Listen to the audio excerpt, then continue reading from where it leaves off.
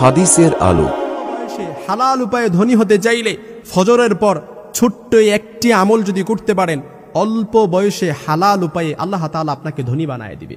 এটা আমার কথা না, সাহাবী থেকে পরীক্ষিত একটি আমল। বিশ্বনবী এক সাহাবীকে আমলটি দিয়েছেন। সাহাবী যখন কিছুদিনে আমলটি করলেন, তারপর আল্লাহ তাআলা ওই সাহাবীকে এত ধন সম্পদের মালিক বানায় দিয়েছেন যে পরবর্তীতে ওই সাহাবী যাকাত দেওয়ার উপযুক্ত হয়ে গেছে। এজন্য অল্প বয়সে হালাল উপায়ে ধনী হতে চাইলে এই আমলটি করবেন। ধনী হওয়া দোষের কিছু নয়। সাইয়েদনা সুলাইমান আলাইহিস সালামও কিন্তু আল্লাহর কাছে দোয়া করেছিলেন, আয় আল্লাহ, আপনি আমাকে এত ধন সম্পদ, এত রাজত্ব দেন, যেই রাজত্ব আপনি আমার পূর্বে কাউকে দেন নাই এবং আমার পরেও কাউকে দিবেন না।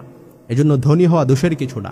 আপনি ধনী হলে আপনার ভেতরে যদি ফ্রেশ মাইন্ড থাকে, আপনি ইসলামের পথে খরচ করবেন, কোরআনের পথে খরচ করবেন, দান করবেন, সাদাকা করবেন, এতিমদেরকে দিবেন, মিসকিনদেরকে দিবেন। আপনার যদি ফ্রেশ মাইন্ড থাকে, আর হালাল উপায়ে ধনী হওয়া এটা দোষের কিছু না, কিন্তু হারাম উপায়ে ধনী হওয়া যাবে না। কারণ হারাম উপায়ে আপনি, হারাম পথ অনেকগুলো আছে, হারাম পথে আপনি যাবেন, আপনি পৃথিবীতে সব কিছু পাবেন। আপনি দেখবেন হারামটা চাকচিক্যময়, হারামে আরাম, কিন্তু না, হারাম উপায়ে আপনি অনেক কিছু করতে পারবেন, ধন সম্পদের মালিক হতে পারবেন, কিন্তু এই ধন সম্পদে মালিকের মধ্যে, এই ধন সম্পদের মধ্যে আল্লাহ তাআলা কোনো বারাকা দিবে না, কোনো শান্তি থাকবে না।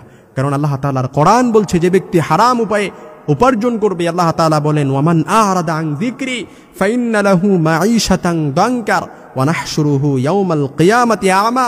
যে হারাম পন্থায় উপার্জন করেছে, যে আল্লাহ পাকের রাস্তা থেকে নিজের মুখটি ফিরিয়ে নিয়েছে, তার জীবনের মধ্যে আমি এমন অশান্তি ঢেলে দেব যার কারণে তার হৃদয়ে কোনো শান্তি থাকবে না। ওয়া নাহশুরুহু ইয়াওমাল কিয়ামাতি আমা। এবং কিয়ামতের ময়দানে যে হারাম খেয়ে বর্ধিত করেছে নিজের দেহকে, যে আল্লাহ পাকের রাস্তা থেকে নিজের মুখটি ফিরিয়ে নিয়েছে, কিয়ামতের ময়দানে আমি তাকে অন্ধ অবস্থায় মানুষের সামনে পেশ করব। নাউযুবিল্লাহি মিন যালিক।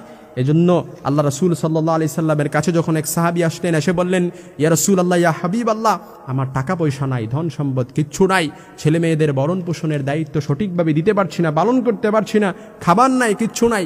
বিশ্বনবী বললেন, টেনশন নাই, কোনো চিন্তা নাই, যাও তুমি প্রত্যেক দিন ফজরের নামাজ জামাতে পড়বা।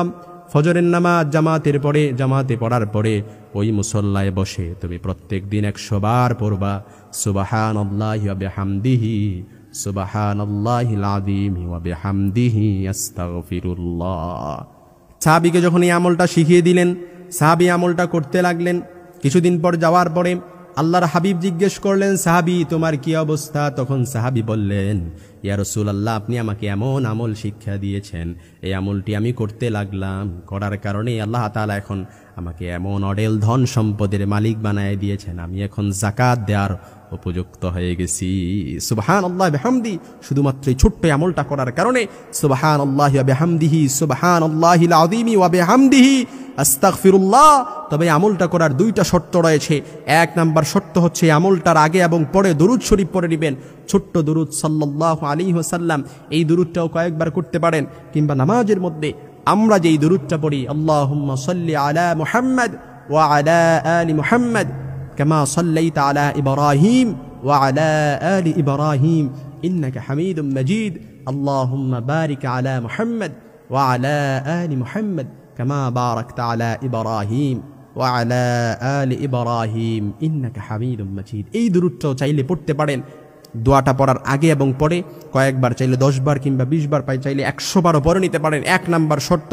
2 নাম্বার শর্ত হচ্ছে আমলটা করার আগে অবশ্যই আমলটা চলাকালীন অবস্থায় কিংবা কখনোই আপনি হারাম খাওয়া যাবেন, এটা হচ্ছে শর্ত।